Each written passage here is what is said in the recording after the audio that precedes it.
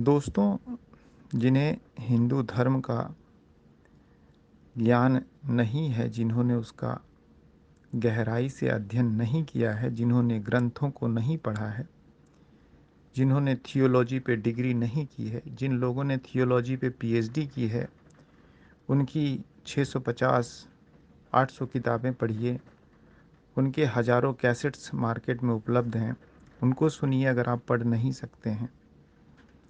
जब इन सारी किताबों को पढ़ेंगे, सुनेंगे, बड़े-बड़े ऋषि महर्षि कवियों की किताबों को जब पढ़ेंगे, उसमें कभी आप रहीम को सुनिए, कभी बुल्ले शाह को सुनिए, कभी कबीर को सुनिए, कभी सूरदास को सुनिए, कभी अ, नामदेव को सुनिए, कभी ग्रंथ साहब को पढ़िए, कभी बुद्ध के साहित्य को पढ़िए। तो तमाम किताबें जब आप पढ़ेंगे, तब आपको एहसास होगा कि हिंदू धर्म एक महासागर था जिससे तमाम छोटे-छोटे धर्म निकले और उन्होंने उसकी अलग तरीके से नींव रखी।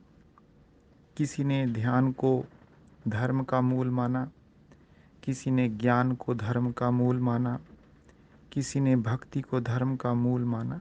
जिन जिन लोगों ने जिन जिन पद्धतियों को साधा, उसके आधार पर उन्होंने अपने धर्म की नींव रखी, लेकिन सब कहीं ना कहीं मोक्ष को प्राप्त हुए। ज्ञान के माध्यम से भी लोग मोक्ष को प्राप्त हुए, और इस्कॉन वाले जो हरे कृष्णा हरे रामा का जो संप्रदाय, जिसको इस्कॉन बोलते हैं, उन्होंने भक्ति को साधा। मीरा ने भक्ति को साधा, सूरदास ने भक्ति को साधा, उन्होंने मोक्ष को प्राप्त किया। और महर्षि भगवान बुद्ध या भगवान जैन या गुरु नानक देव भी भक्ति मार्ग को ही उन्होंने चुना था, सुमिरन करते थे। और भगवान महावीर और भगवान बुद्ध ने योग को साधा, उसके उस पद्धति से वो मोक्ष को प्राप्त हुए। तो लोगों को जब ज्ञान नहीं होता है ना, तो अज्ञानता की बातें करते हैं। कभी कोई किताब पढ़ी नहीं, कभी कोई अध्ययन किया नहीं, कभी कोई योग साधा नहीं। योग की भी लगभग 20 विधियां हैं। यम, नियम, प्रत्याहार, प्राणायाम, ऐसे करके सैकड़ों उसकी पद्धतियां हैं। कई सारे उसके क्रम हैं। लोगों के अंदर जब योग जब सिद्ध होता है, तो उन्हें कई सारे चक्रों को साधते साधते क्रमशः उन्हें सहस्त्रार तक जाना होता है।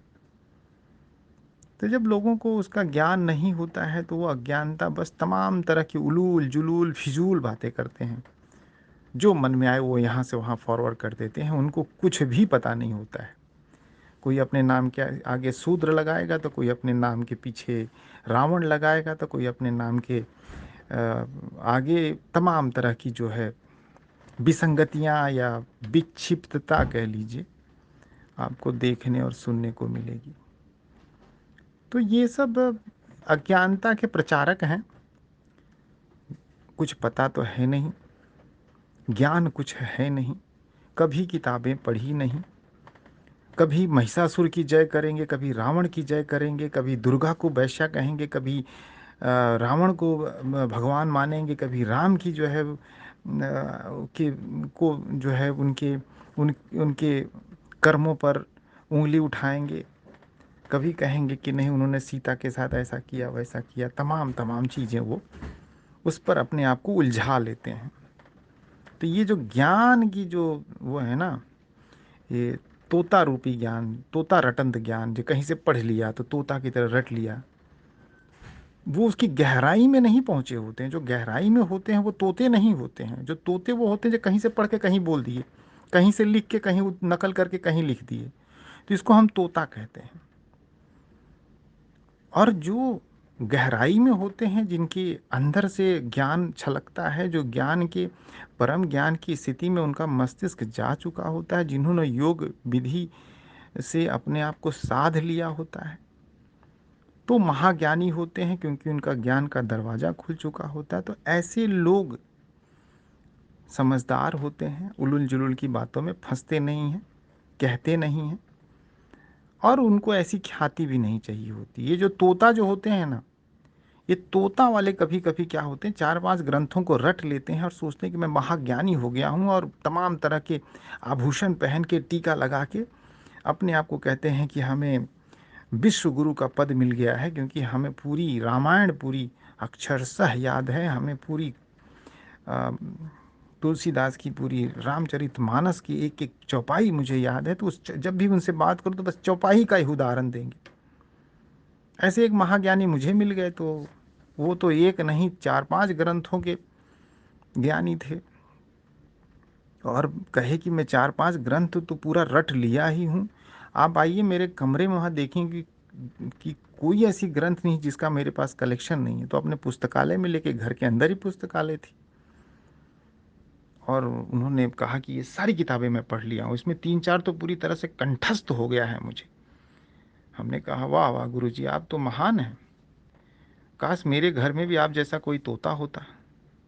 उनको गुस्सा आ गया, कहते हैं ये क्या मतलब हो गया, हमने इन ग्रंथों को इतने मगन से, इतने हृदय से, इतने लगन से मैंने याद किया, पढ़ा, रेगुलर इनका पाठ करता हूँ।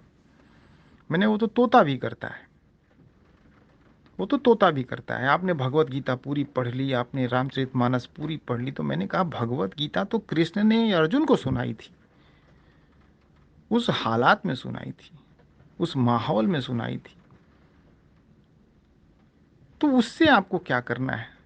आपने अपनी ज़िंदगी की भगवत गीता कहाँ लिखी है? आपने अपनी ज़िंदगी में बहुत सारे मुसीबत, बहुत सारे तकलीफ़ों से आप गुजरे होंगे, तो आपकी अपने जीवन की भगवत गीता, रामचरितमानस कहाँ है? तो दोस्तों, आप अपने जीवन की भगवत गीता, रामचरितमानस अपने अध्ययन, अपने अनुभव के आधार पर उसको प्रचारित प्रसारित करें। न कि तोते की तरह कहीं से कुछ भी उठाया और कहीं भी फेंक दिया, कहीं भी किसी की सुनी बातों को कहीं भी उठाया और कहीं भी डाल दिया। कुछ मित्रों को मैं खुल कर कह दिया था तो उनको बड़ा बुरा भी लग गया था, क्योंकि मैं ये विश्वास नहीं रखता कि कोई कहीं से पढ़ा कहीं क्या। आप उसका अध्ययन करें,